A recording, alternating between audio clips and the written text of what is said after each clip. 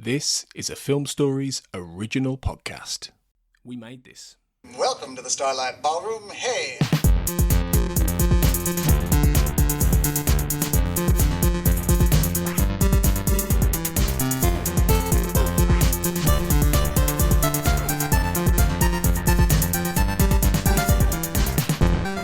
Welcome to Shipwrecked Comatose. How may I help you? Hi, I'm Matt Latham, and you're listening to Shipwrecked Comatose on the We Made This network. As I said, I'm your host, Matt Latham. I am neither Kurt or Mark, which means this is a special about the Brittas Empire again, and I am kind of debating whether I'm glad to have my guest with me again, which is Mr. Tony Black. How are you, Tony? I'm okay, Matt Latham. I'm okay. I'm very well, thank you. No. What did we say, Tony? Tony, when you come on the podcast, smile and greet the listeners with... Smile. Please. Smile and greet them. So try it again, Tony. Go on. Okay. Hello, Matt Latham. I'm so pleased to be here. Hello. You can't see me, I'm smiling broadly. So yeah, was that better? I'll take your word for it. Okay, thanks. But yes, this is the second in a series of specials where we're covering the Chris Barrie sitcom The Brittas Empire. And this is talking about Series 2, which consisted of 7 episodes and aired from the 2nd of January to the 20th of February in 1992. And there was a bit of crossover with Series 5. In fact, by the time you listen to this, Series 5 would have ended, but this ended on the 20th of February 1992, Series Episode 7, whereas coincidentally, on the 20th of February 1992, Hollership aired. So this ended the day that Series 5 of Red Dwarf started. And naturally, Kurt and Mark have scheduled this to happen after Series 5. So, no comment. Yeah. I'm not here to judge. I'm just a guest. Yes. What were you doing in 1992, Latham? Probably playing the Amiga. You're showing your age there, playing the Amiga. Blimey. Not the Master System or the Mega Drive. Was the Mega Drive out by then? Yes, but my first console was the PlayStation, so but I didn't get that. Really? Yeah. Was it really? Yeah, because I had the Commodore 64, and then I had the Amiga. Actually, I might not have had the Amiga yet. I'm pretty sure I might. Yeah, so I might have been on the C64. So you skipped the whole Mega Drive, like, and Nintendo SNES kind of thing. You didn't do any of that? I didn't. I had a Game Gear. Okay. So that was my kind of entry level bit for that. Wow. But how about you, Tony? What was you doing in '92? I was, how old was I? I was 10. So yeah, I was playing. Well, somebody reminded me of this on Twitter recently. I was actually playing a lot of marbles, right? Because it was seriously, right? Because it was the early 90s and we used to play marbles because back then we didn't have the internet, so we couldn't do all the things kids do today, like engage with climate change, surf for porn, and do all those things simultaneously. No, we had to make do with marbles. So yeah, that was mainly what I was doing, with a bit of football, with a bit of Mega Drive. If the Mega Drive was out, somebody's gonna call in. We're not on the radio. Someone's gonna write in and say Mega Drive actually wasn't out till 7th of February 1994, Tony. So whatever the computer was, yeah. I was doing all that stuff. I'm just curious because I definitely don't remember watching the Brittas Empire at that time when I was that age. I must have seen it in repeats, like the early Brittas Empire stuff, the stuff I have seen. I must have seen it in repeats later. It's what I've said to you. I think I said in the last one. It was the later series that that really stand out to me more. Probably because I did watch them when I was older, Yeah, I can't remember if I can't remember if I saw this there and then, or if it was repeats. But this is the first series that I can remember because we'll get into a bit more more in detail. But there are episodes here and moments and kind of lines and just scenes that I thought were much later in the series. There's plot developments which. Again, we'll go into more details. The plot elements which kind of go on to the end of the series, introduced in Series 2, and I was generally surprised that they were in this series. There are kind of bits of this that kind of live free in my mind. Now I can't remember if I saw them at the time. I really don't think so. It probably would have been repeats. So I can't really remember much of at the time itself. But so Series 2, I think if we kind of cast our minds back to what we said about Series 1, Series 1 we said was it was a mixed bag. I think I was slightly more positive about it than you were. But I think that generally what we found was that the show didn't feel as if it was found itself or it knew what it was doing with its cast. Would you say that's right? Yeah, I think so. Yeah, I think you're probably right there generally. Yeah. So what were your initial thoughts of Series 2 as a whole? I liked it more. I think it's still finding its feet, I think, but I'm starting to see the aspects of the Brittas Empire that were very funny begin to coalesce here. Mm-hmm. And I mean, this like I probably talked about this in the last one. This is standard for British sitcom, particularly of this era and before. It takes a good 2 or 3 series to warm up. You know, that happens in dramas, you know, a lot of the time. But usually in dramas, by the time you get to season 2, it really starts to kick into gear, particularly. You know, so many shows that you and I enjoy watching, you know, genre shows and things like that. Series 2, you know, you get some blinding episodes. I wouldn't say there's any blinding episodes in this because comedy takes longer. It takes longer, I think, for the characters to find themselves, for the actors to really click, for the scripts to really understand, to lean into what the actors are good at and, you know, understand the sort of textural nature of the show. And I think in this season, they are starting to lean into things that later on become synonymous with the show. They start to lean into Harriet Thorpe's mania. They start to lean into Pippa Haywood's mania. Sort of, well, yeah, but a different kind of mania, you know, that sort of energy. And I feel like they start to tap into some of these things that become even more pronounced later. It's getting there in a way that it wasn't there in season 1. So yeah, I think I like this a bit more. Yeah. Yeah, same. I think there are aspects of it where I feel like the show kind of resists the urge to. I think there's only one real example of a major kind of, not a retcon, but kind of just kind of gutting and just pretending nothing happened beforehand, which is with a character of Julie, which I'll bring up in a second. But I feel as if like there are elements of Series 1 that they had found and then decided, hang on, we need to kind of tweak and change these, but it's not a sudden shift. There's a weird kind of progression of character development in some cases where you start to see them kind of shifting to the characters that we are a lot more comfortable with, particularly in the case of Helen, where like at the start of the series she's like about to marry someone off and cheat on someone, but then by the end of series 2, they've kind of gotten that kind of cheating element away from it, and he's more of, and kind of starts tapping into the Helen Brittas that I think the show is known for. But they decide not to kind of do a gutting of that straight away. Now, whether that might be a case of them halfway through the series, writing the series, are thinking, yeah, we need to kind of change things up, or whether that was purposely done at the start.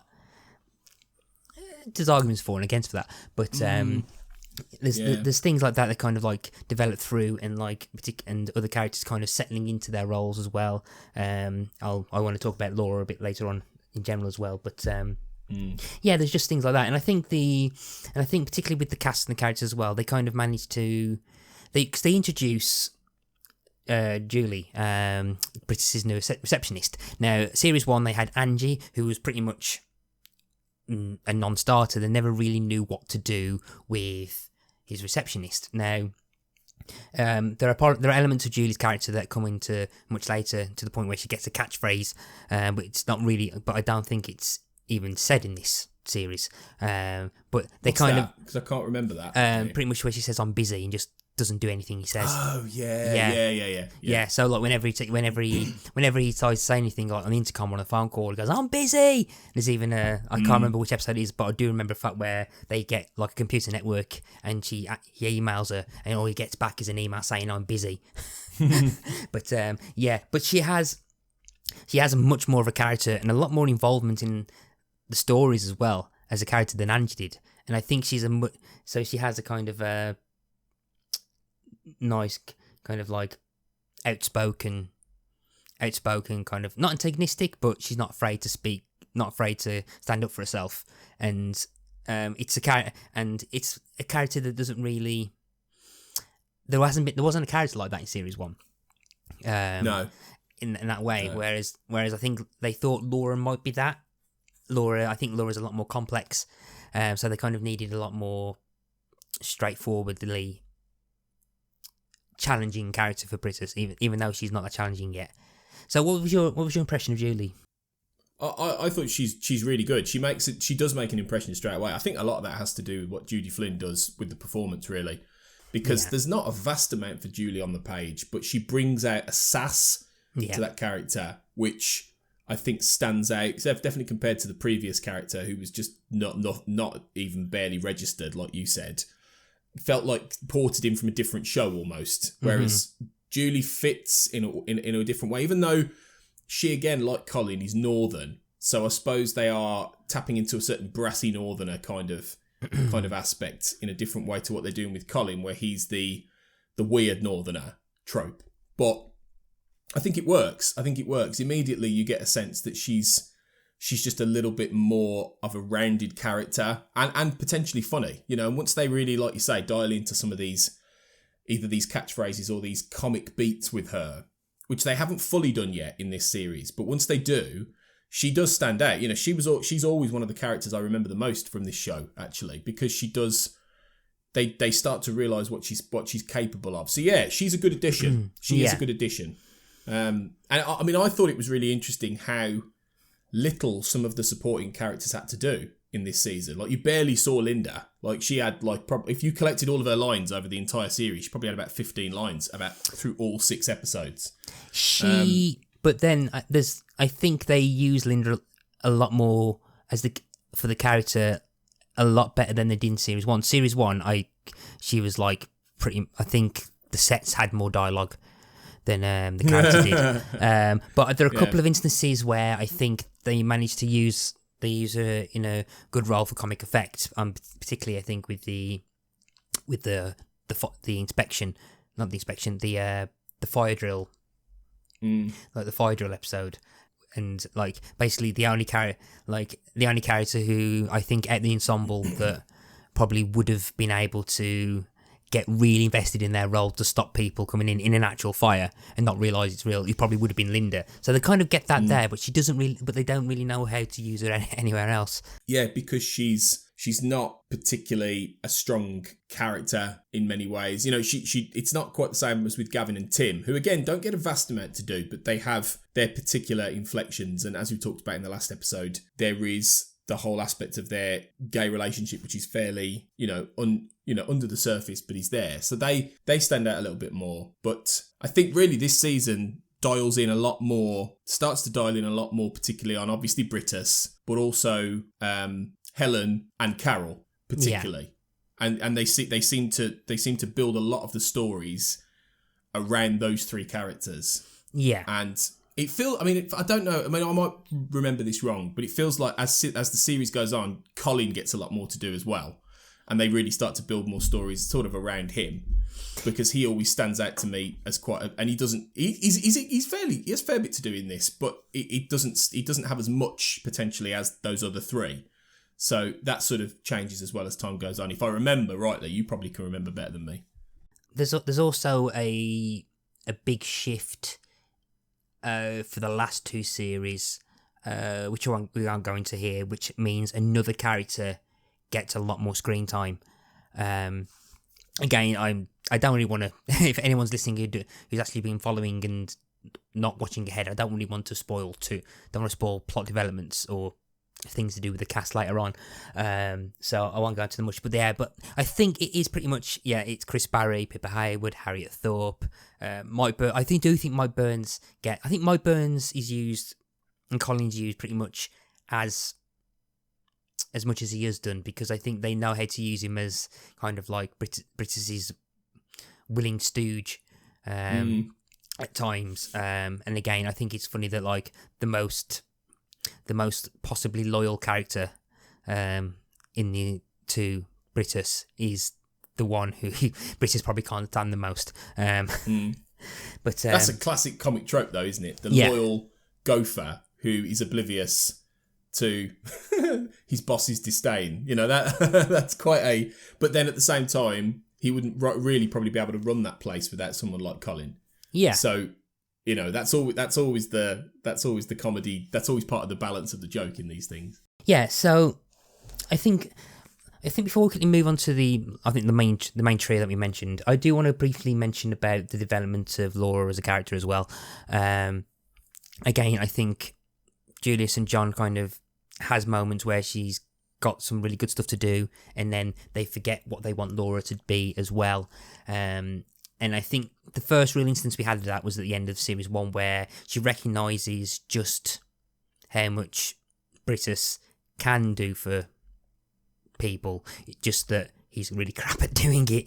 I think one of the things that highlights this as well, is the series opener, Back from the Dead, which again I didn't realise was this early, because this is one of the episodes that I remember very vividly. For some reason, I've always had the scene where this person says, "Oh, I thought we only had 20 minutes," and the squash cook goes, "No, it's under new management," and just how much more busier and happier everyone in the centre is when like Laura is kind of in charge, and you can kind of see what she brings in, and then what happens when Brittas gets involved as well. I'll get back to the introduction of that in a second, but the big thing that I think solidifies Laura's character as well, I think it's the concrete. Is the episode where Brittas finds his feet encased in concrete, which initially turns into like what you think would be just like a normal slapstick stuff, but then ends up having perhaps the best example of character development, or at least exploration of Brittas as a character that the series has had so far.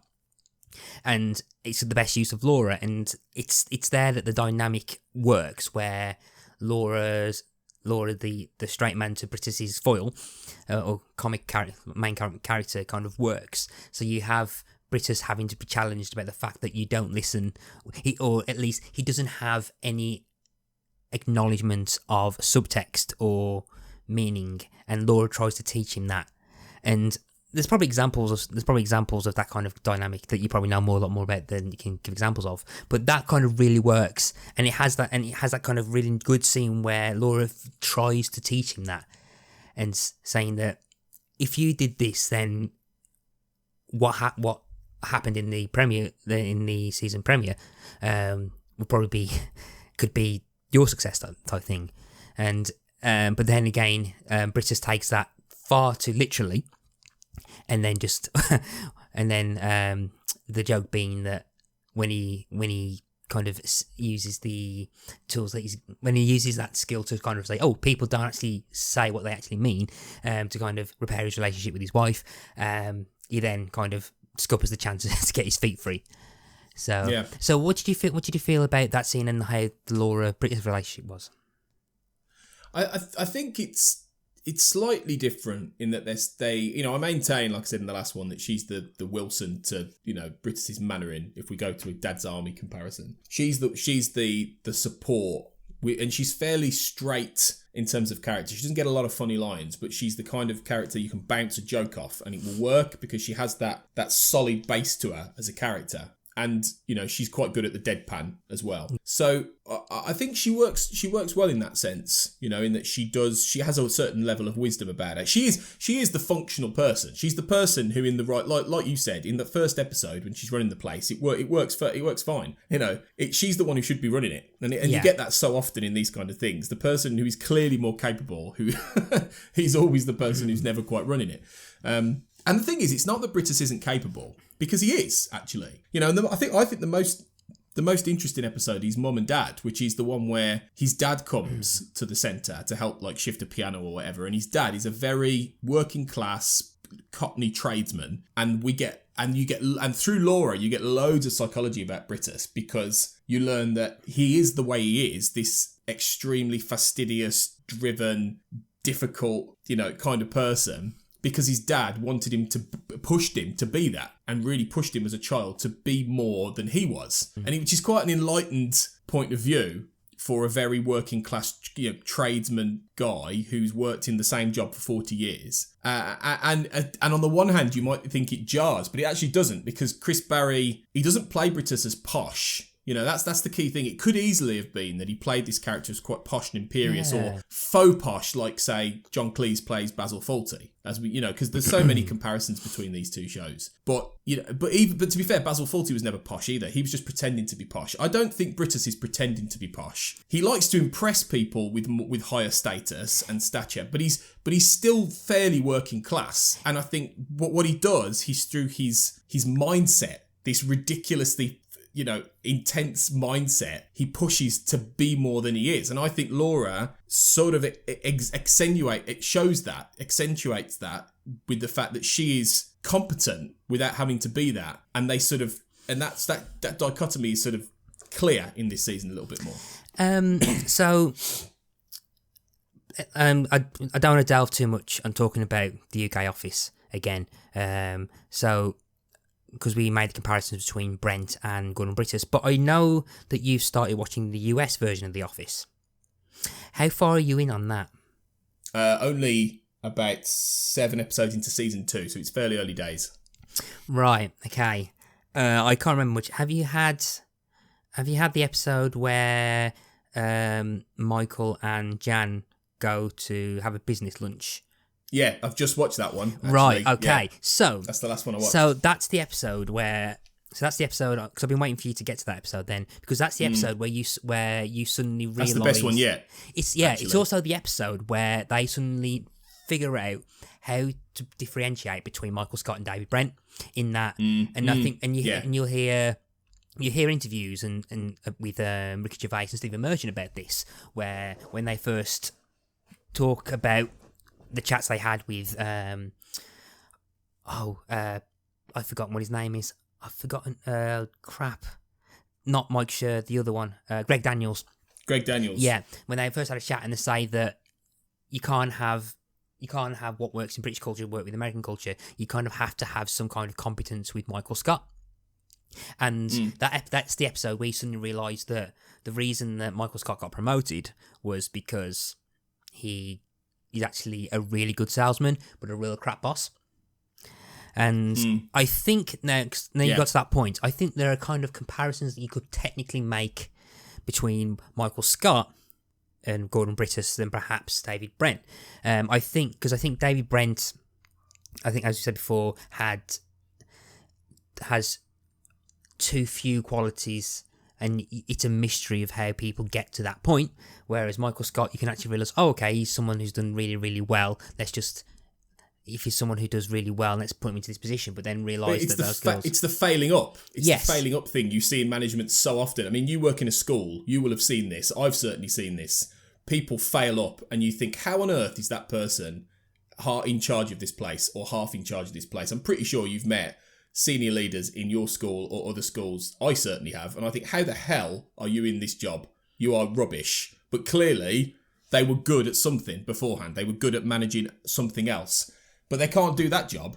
So it's interesting that Brittas almost... Has he failed up? Has he? Or is it just that he could be good if he changed his management style? If he wasn't so driven to the point that he's so picky and finicky about everything, that everyone avoids him or hates him or just thinks that he's the worst kind of boss to be around because everything has to be, and that's a similar thing to, if you use the Michael Scott comparison. I know the US office comes years after this, but there's definitely some inspiration in the UK office from Brittas, and that then feeds into the American office in a way.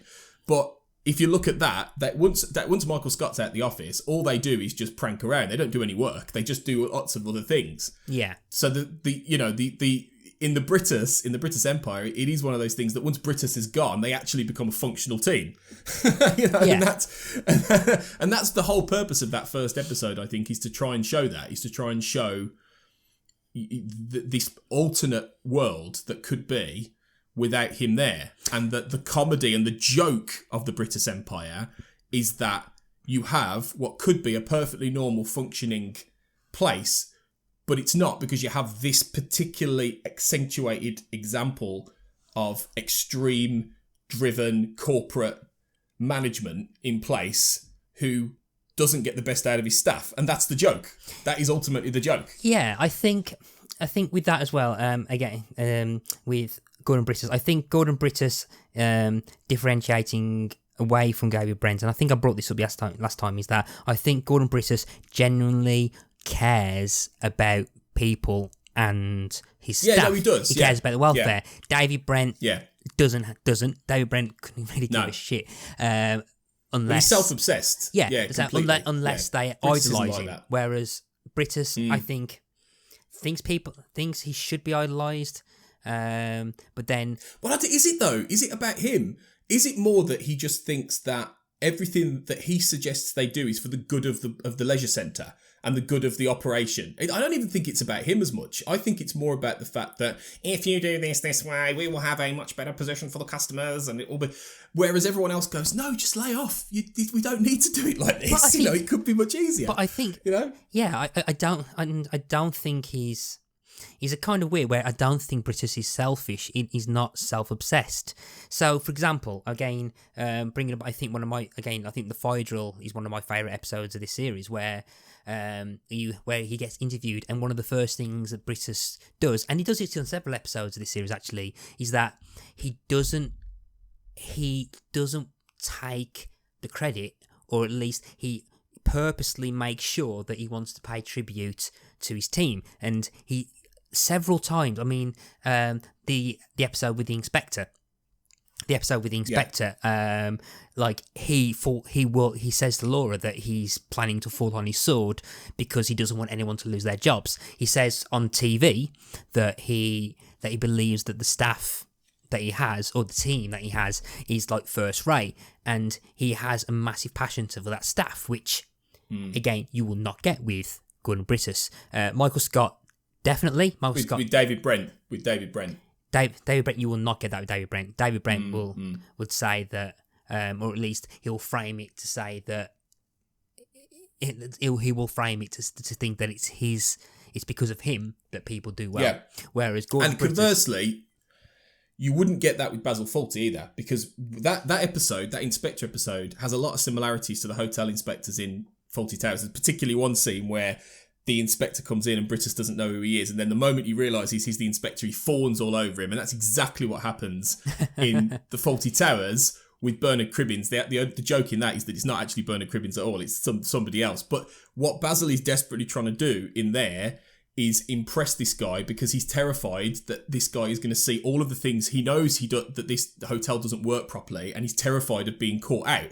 That's the difference with Basil. That's why he's so desperate to impress and show, because he's terrified really that if this guy sees anything that goes wrong in this hotel, it will all fall apart. So his is built up on a massive panic and insecurity, whereas Brittas is different. He's different from Basil and Brent, and that's where the character in that kind of situation stands out. Yes, he wants to fawn. Yes, he'll impress, but it's not supplication out of fear or anxiety. It's supplication out of that kind of determination to prove that the whole system can work well. Yeah, I think. And again, there's that scene with Laura in the Inspector episode where the thing that. Whereas I think as an audience, we'd automatically assume that because of all these different things and basically your normal sitcom things of things escalating onto each other, then it's going to be a case that the inspector's just going to say you're all an awful team. Whereas Brittas he never sees that. Brittas is pretty much thinking that the moment is the reason that he'll probably either get the sack or he's going to resign is because of the figures. And the attendance numbers, the competence of the staff doesn't enter his mind at all. So, and that's an element. I think that's an element that perhaps makes you like Brittas. And I think the way that Brittas is with other people blocks them from seeing that side of him. And it's only really Laura that sees that side of him, which then probably means that with the next episode with the concrete, which we talked about, which I mentioned earlier, I think that means that she sees that side of him a lot more than others, which is why she's a lot more open to defend him.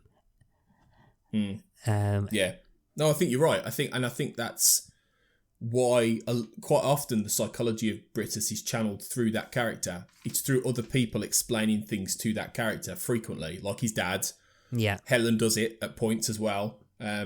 Is it Laura that Helen tells about the children later on? Or Gordon tells about the children that they're not actually his children? Is it? I feel like it might be. It always seems to be Laura that these things come through, which is interesting. Yeah, I think it's Brittas because Brittas. No, Yeah, it's he it's says Laura. it, doesn't he? Because Laura. But is it to then- Laura? Yeah, because Laura says, "But hang on, Yeah. no, you've got 3 children," and then that's when Brittas goes, Yeah. "No, she was married twice beforehand." Yeah, Yeah, so- yeah, exactly. That's- So again, it always goes through Laura, and that's important because it feels like as the show builds the psychology of Brittas through what other people say or what he sometimes says, which is another common trope with these kind of heightened characters. You never learn about them usually through themselves. It's always through what other people react to or say. Yeah, Then you need a character like Laura who can be that.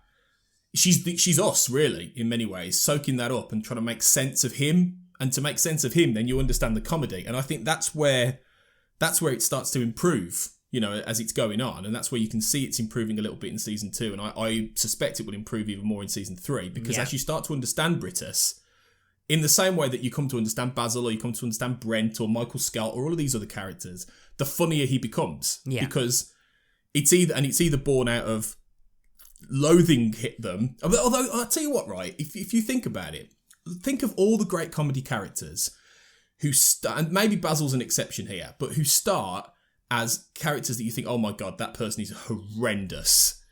How often by the end do you feel the same way? Like a good example is Brent. By the end, you're desperately sorry for him and you really want him to be okay. yeah, Alan Partridge has definitely softened over the years. Yes, he's still an idiot, but he's not the same character that he was 25 years ago. He's actually now more likeable, without question. So often... he's a character that... Sorry, go on. So, Alan Partridge, I think, is a character who I think actually works well with age because... He does. Yeah, yeah. and he gets more complex. It's like when... Because I started watching early Alan Partridge stuff, it feels like Steve Coogan really wanted to be playing Alan Partridge now that Steve Coogan's the actual age of who I think he wanted Alan Partridge to be when he first started him. So it works that well. So the psychology of Alan Partridge works really well. But you do kind of you kind of feel sympathy for him because you understand him as a character. Yeah, I fully get that. I'm trying to think. Yeah, you do. I'm trying to think of. Are you talking main characters or just central characters? Or I mean, I would say usually main characters. Yeah. I think a lot of sitcoms you would find that when they start from a point of being really difficult and hard to like, and Michael Scott is definitely a good example of this because in the first few episodes of The Office, which he's very much trying to port in the UK office, he's an absolute knobhead. And then even now, though, I'm starting to see, even a little bit in season 2, he's becoming a little bit more likeable as time goes on, and that's early just days. wait, So, just wait, just no, wait. I'm sure. Just you wait. I am sure. Yeah. But you see this so often. I mean, and I think it's the difference with someone like Basil Fawlty maybe is that he stays at the same register probably all the way through that show because that show doesn't really have character development. That is a classic example of a show that has 12 scripts that you could watch in any order, and it's the same. They're brilliant, but it's the same format each time, and these characters are never going to change. Whereas with things like The Office, there is an arc, there is character development. You see that happen. You see that happen in things like Only Fools and Horses to an extent. As characters develop and storylines continue.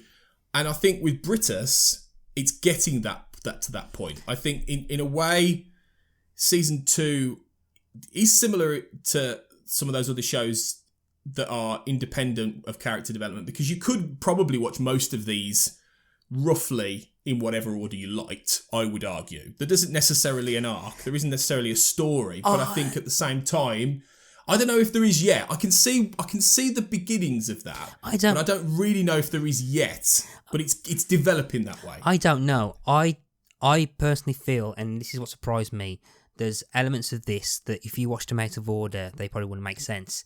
You could you would not be able to watch Set in Concrete before an Inspector Calls.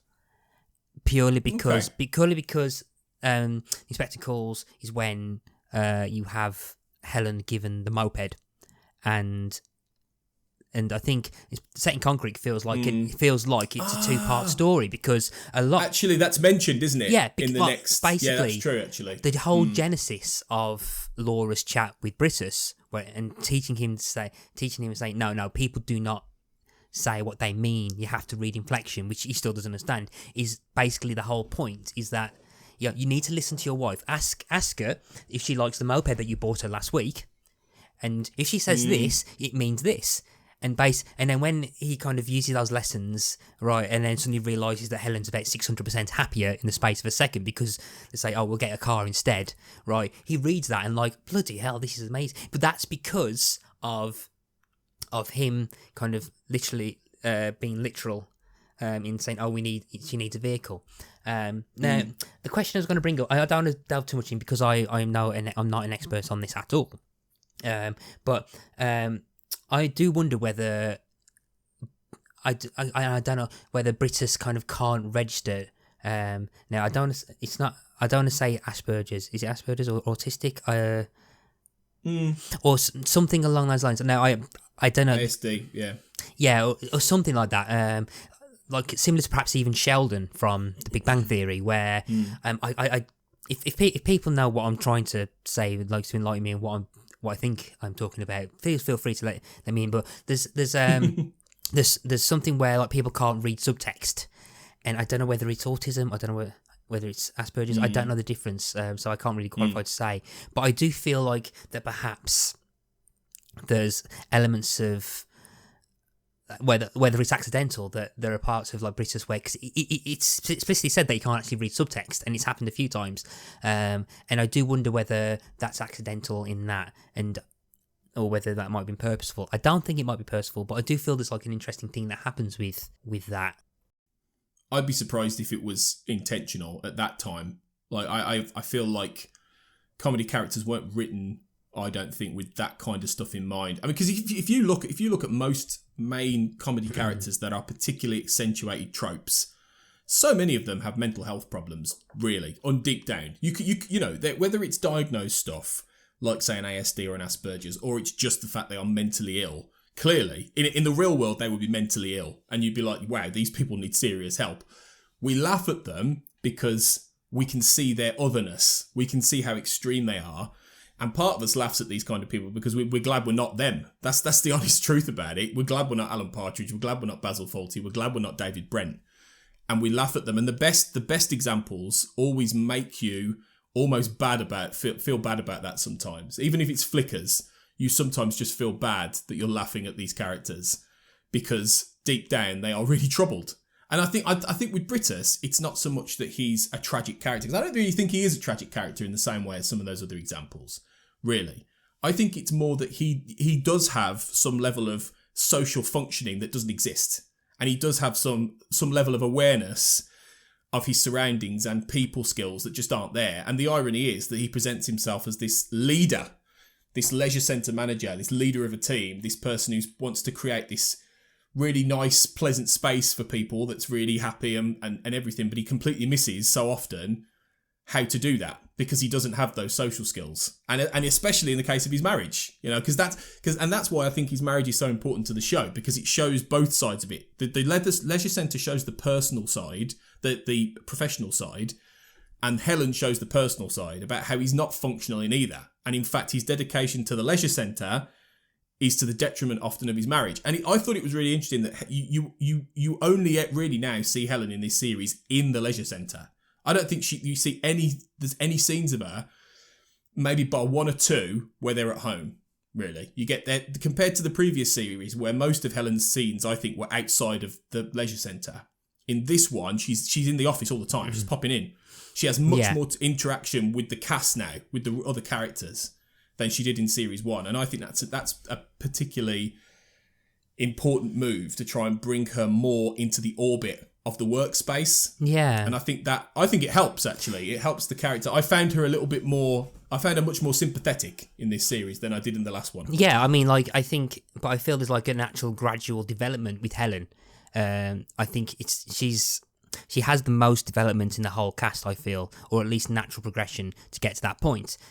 Episode 1 is definitely series 1 Helen, because she's pretty much about to marry someone else.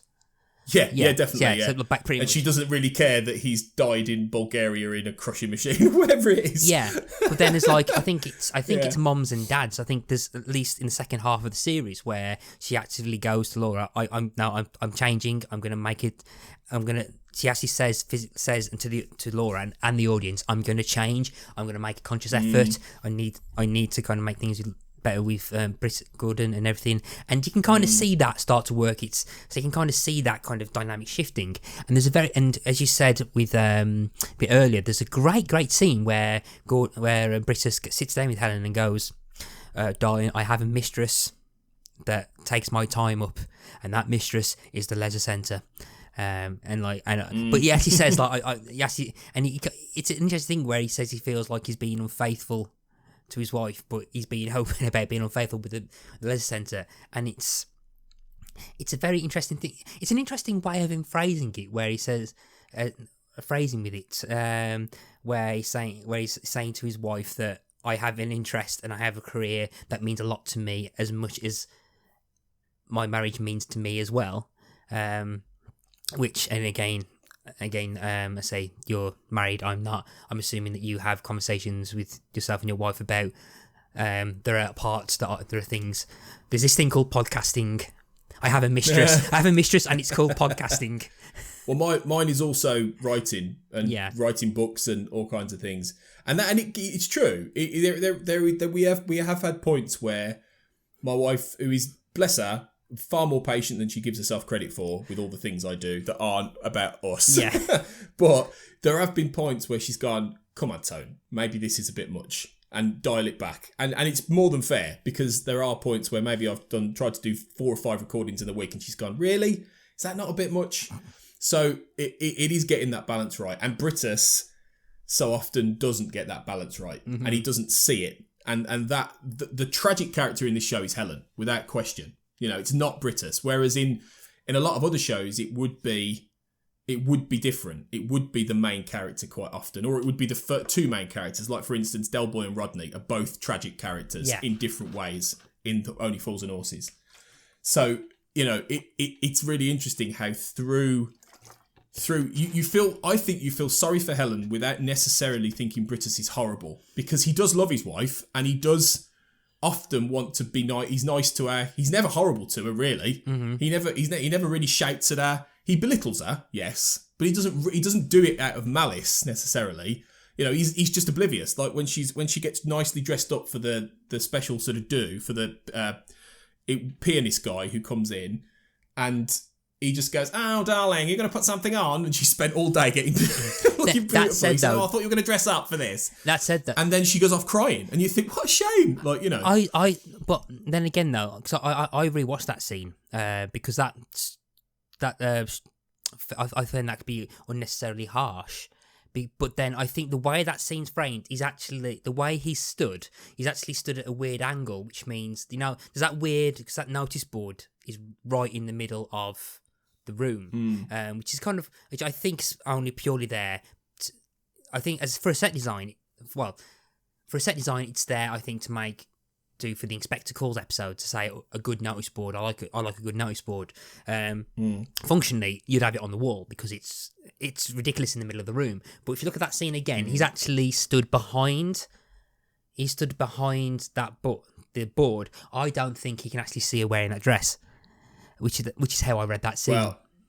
Well, that changes the complexion of the scene slightly then, if that's the case, because he's assuming she's not got dressed up. So what he's assuming is that Helen is just either lazy or hasn't really bothered, and he's putting his own assumption on her instead of actually looking at her. But again, that would make sense because he doesn't really take her in, does he? So often he doesn't really take in who she is and what she is, and that's one of the reasons why, on one level, you could forgive her philandering in the first series and a little bit in the second, because she needs that attention. She needs that feeling that someone loves her, that she's wanted, and she doesn't get that from him. So while on the one hand, she cheats on him and she's unfaithful, she is still tragic in that sense. And in this series, you see those moments where his complete obliviousness to her makes it all the more sad, in a way, but at the same time doesn't make him horrible because he's just an idiot. He's just oblivious. He doesn't realise,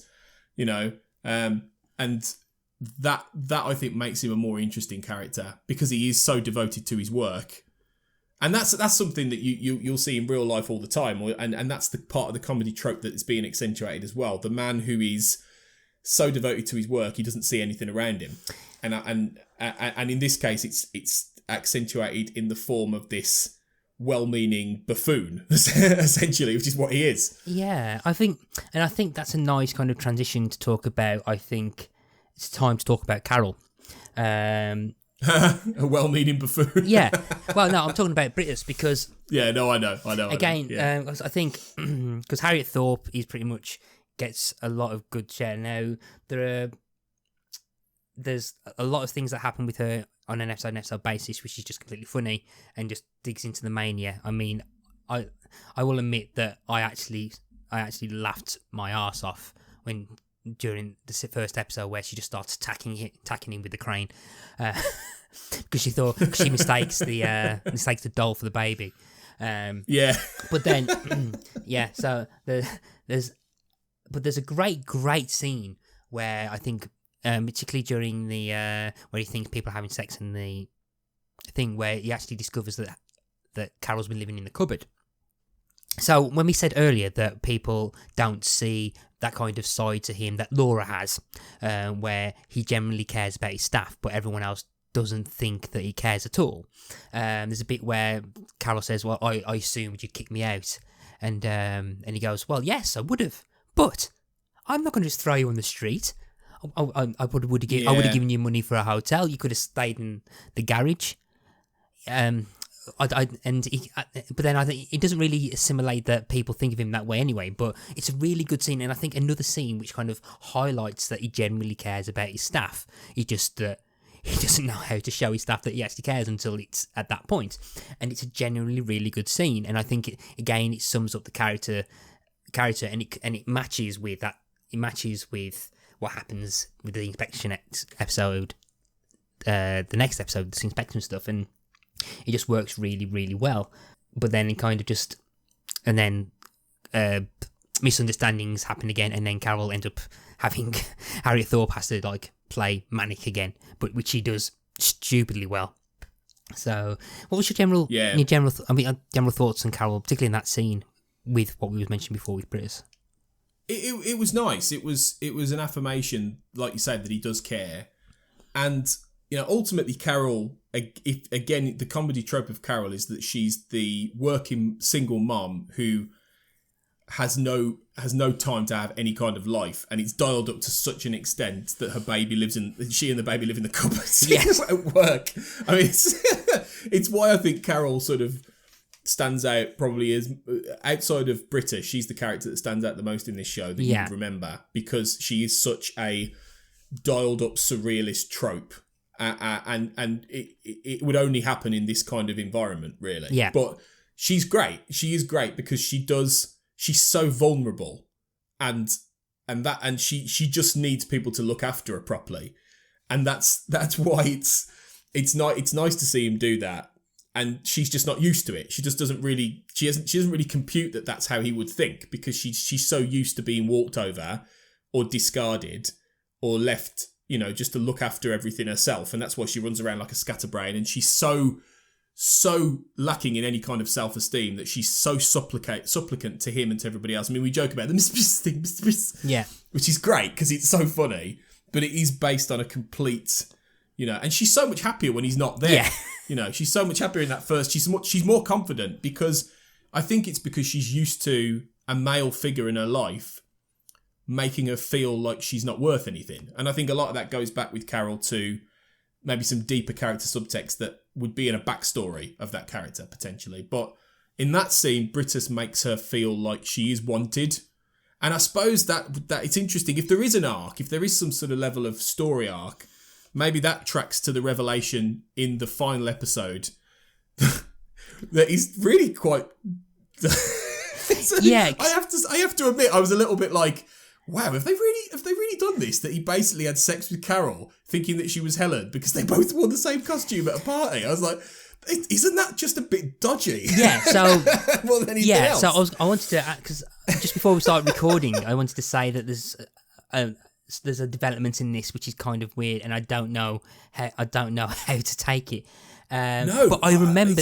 It's a bit weird. In this day and age, it's a bit... weird. It's a bit creepy. But it's one of the things that I remember, and it's one of the things that I didn't realise was this early on. Because I remember Gordon being the father of the twins, because him being twins is actually echoed on, and it's not much of a spoiler, but I think we will meet Gordon's brother. I think definitely next series. Horatio, yeah. I think, wasn't it? Yeah, because that was mentioned, wasn't it? Yeah, Horatio. Yeah. So we do meet him. He's definitely in series 3. I think he's in series 4 as well. Right. Yeah, but so the whole thing with twins, and I remember it's one of those things that I think will play. It will show up again later on, because I one of the things that I remember being confused about in series 1 was I'm pretty sure Carol had more children, because there's a whole thing. I'm pretty sure there's a later episode where there's a gag where she kind of forgets which child is in which drawer. He goes, "No, you're not that one. You're not that one," and she actually keeps going, she keeps having to open different drawers trying to find the child she's after. So that kind of fills that in as well. But it's a complex situation. It's one of those weird things where you think it's something that definitely would not happen now, or something that gets picked up, and it's not a story they would do in 2020. Yeah, definitely not. In any way. Yeah, and it's... Definitely not. I mean, so it's a... And again, there's a very, very strange, weird way they close the series where Helen tells him something. Now, it's not explicit what he gets told. I choose to believe that she actually didn't tell him that he's the father of Carol's children, or twins, but I think she says that she's pregnant herself, and I think that's why Brittas comes in and starts smiling. But it's it's very weird, isn't it? Because he quotes from the Bible, because there's a joke earlier on about that if you pick something in the Bible, it will represent how you're feeling, and he picks something that says Esau and lo, there were two, and all this, and it's very, and the joke is that. Yeah, the joke is that it's not in any way relevant to how he's feeling, but then later on he quotes it back in his thought process, and that's how the series ends. So the point is being made that there was a relevance because it's about children in the Bible. Mm-hmm. It's very odd. It's odd. It's quite profound, actually, in a way. It's odd for a comedy series to end on a note like that, But it's not that Brittas Empire is religious in any way. It's not that, but it's making the point that there are almost other forces at work, and that I suppose that taps into the strangeness that really becomes more apparent as the show goes on. And again, there's not a vast amount of surrealism in this series. I mean, I think the closest you get is the idea that Brittas is dead and then he comes back from the dead. Although that's a religious thing, isn't it? That's a religious metaphor. He actually comes back from the dead, doesn't he? I mean, that's the first episode title, Back from the Dead. And so, is there a little bit of a weird religious subtext going on here? Does that make Carol Mary Magdalene? Like, that's not. It's basically his mistaken identity for the first one. So he's not actually dead. It's someone who mugged him. No, I know, I get that, but in theory, it could be seen as being a resurrection, couldn't it? That he went away, he died, quote unquote, and he came back from the dead. Almost like renewed. So if you looked at it from a metaphorical perspective, I'm not talking a literal perspective, but a metaphorical thing, you could almost track a weird religious subtext to this whole series in a strange way, which I'd never really thought of until I'm saying it. If anyone has any kind of opinions that they want to share in terms of some of those plot developments later on, I'll be very interested to see them, because it's one of those weird things that happen, particularly with the New Year stuff. Again, I didn't realise it was that head. And I think we're gearing up to the end of our conversation now, but so this is more or less just random observations I quickly want to say, that I want to bring up. And if you've got any that you want to quickly bring up, feel free to bring them. One of the things I think, there's quite a few kind of good sight gags and kind of like, if not slapstick, just kind of like good physical comedy in a few places I generally laughed at. And the one of the ones I didn't realize I never expected to be one of the funniest things was the really obviously fake hawk that they somehow managed to control to look drunk and starts. There's a bit where they accidentally feed like corn, like alcohol soaked corn to a hawk, and then you suddenly see him kind of like almost doing a gymnastics routine on one of the rafters at the top, and it's just the way it's so badly puppeteered. It's hilarious because you feel like it's swaying and then kind of does a 360 around the thing and stuff, and it's just there's stuff like that. There's also a very interesting disconnect between how busy the centre is, because there's an ongoing joke that there's no one ever there, whereas like particularly with the sick building syndrome episode where he's actually in concrete again, where they go into a room and it's full of the exercise class, and where Brittas accidentally Brittas just insults all the women with low self-esteem, as he refers to them as. He then makes the comment that the Swedish netball team and the reserves all ended up fighting each other. And I'm like, considering the running joke is that they barely reach single figures annually, how the hell have they got the Swedish netball team and the reserves into Whitbury? How the hell have they managed to get? Because again, there's a joke with the fire escape being like you can only hold 8 people, and there's about like 20 odd people on it. And I'm like, again, like the joke being is that like that's surplus to requirements almost if you look at the attendance figures. So there's a very weird disconnect in terms of the attendance, which I think the show doesn't really know about. But other than that, I think that's just that's what I would say. Is there any other kind of like random observations that you want to make out? Or? There was one in the last episode where they're trying to guess the father of Carol's baby, and I think it's Brittas with Tim and Gavin, and it might be Brittas. It's one of the characters who basically says, "Oh well, it could be you, it could be you, Gavin, or Tim, or one of the two." And one of them says, "I don't think it is Mr. Brittas," and it's a really good little sly joke about the fact that they're gay and that obviously Brittas has no idea. He doesn't realise, or whichever character it is, I can't quite remember, but it's very funny. And even the characters are laughing, which I quite like, without being too obvious. And I think that's quite a nice little reminder of something that is not maybe dialed into as much as it was in Series 1. We talked more about it in the Series 1. It's not so much there in this series, but that's a nice little reminder of that. And it works as a little joke, I think. Yeah. That's just reminded me of another little observation, which again builds into the idea that I think there's a lot more tightness in the plotting of scripts in terms of what they're setting up. So yeah, I think because there's when in episode 2 is the Brittas trying to find out who's having sex in the leisure centre.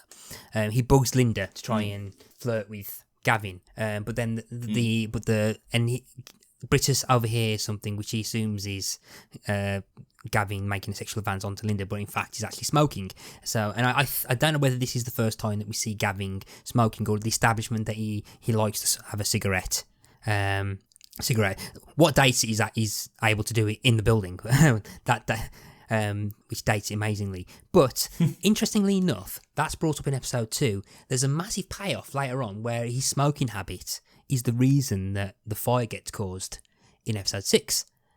So basically, because he says, I have a thing where I have a cigarette to calm down, and she starts smoking in the office, but then hides it in the bag the bag that Carol had, and that causes it. And I think that kind of trait's actually very well set up in episode 2, in that it's something that's not forgotten, whereas where like you have this thing particularly with like episodic comedy where you'll have something that's introduced in an episode and never ever referenced again.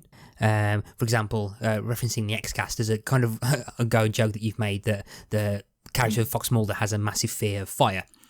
for an episode in series 1, and he's never ever brought up again.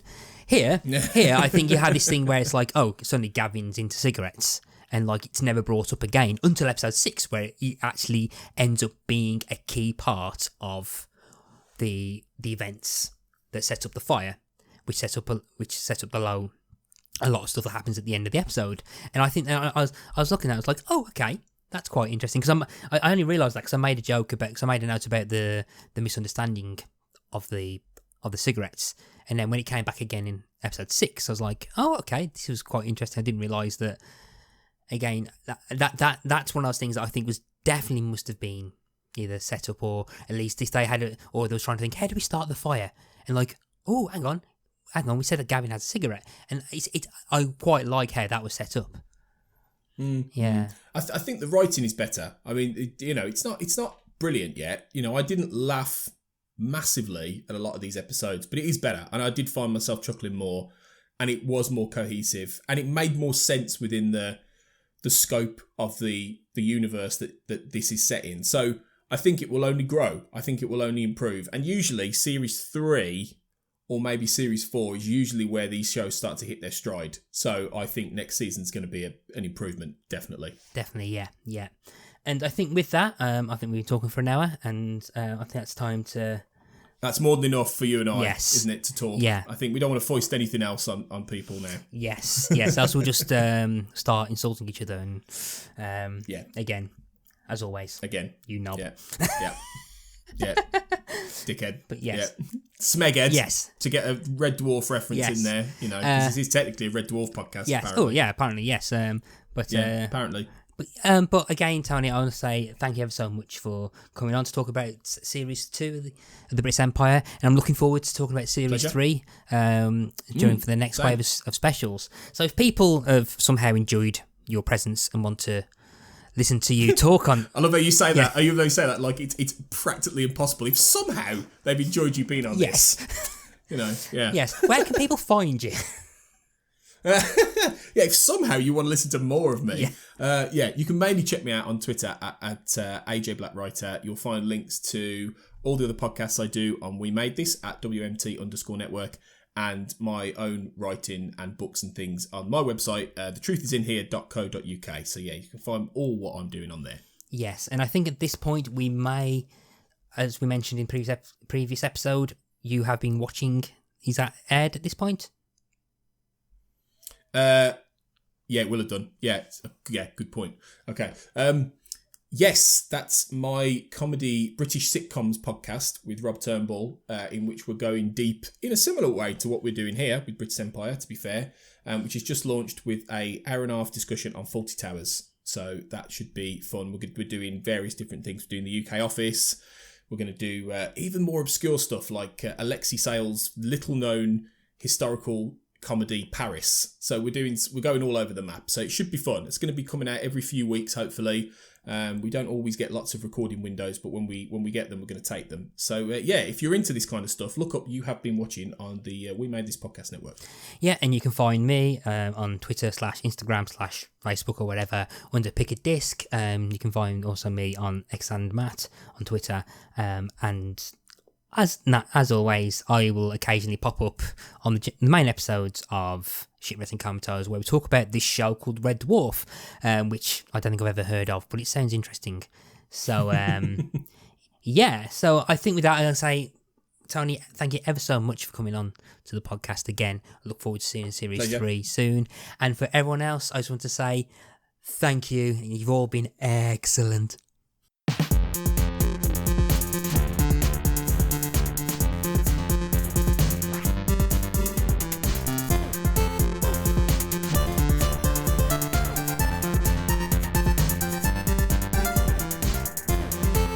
Shipwrecked and Comatose, a Red Dwarf podcast, was created and produced by Mark Adams and Kurt North.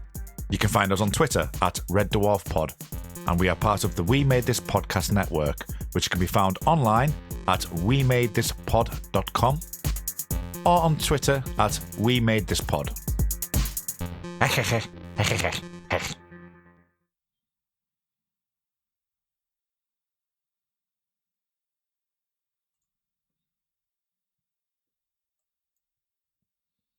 Hello everyone, this is Tony, Network Chief of We Made This.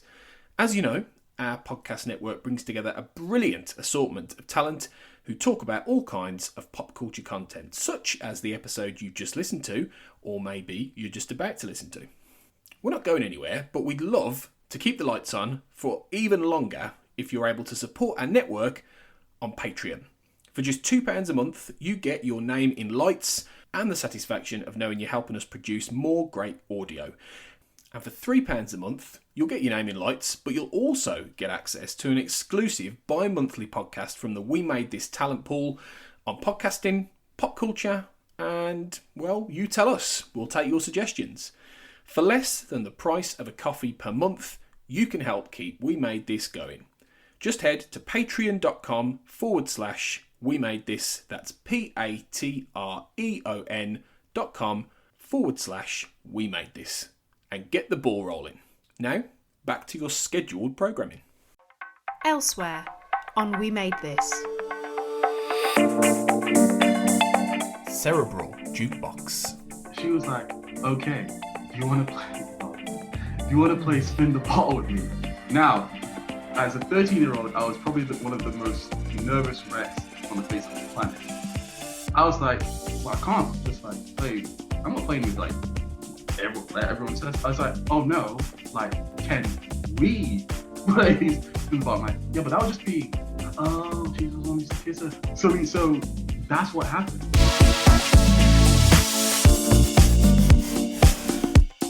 Life's milestones. With me at this time is Alexa. Alexa, hello. Hi there. So, my first ever electronic guest here on Life's Milestones. Alexa, how old are you? I'm as old as my tongue, and a little older than my teeth. Or I would be if I had any. Sorry, I'm being silly. What do you expect from a 5-year-old? Thanks for being interested in me. Here's another fun thing. Try asking me to sing you a silly song.